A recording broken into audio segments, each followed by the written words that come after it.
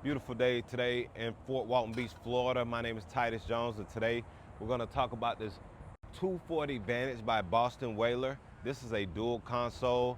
Let's hop inside and I'll show you a little bit more. Starting up here at the bow, it's a very spacious bow area. You got some integrated grab rails recessed in the gunnels. That's always a good thing.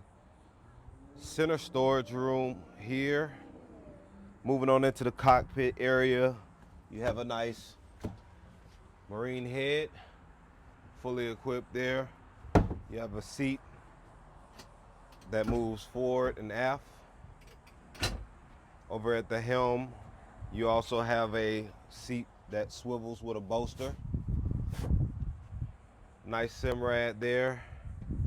JL audio, digital controls. This boat is also rigged with a 300 Mercury V8. If you want to come see this boat in person, my name is Titus Jones. I'll be glad to show it to you.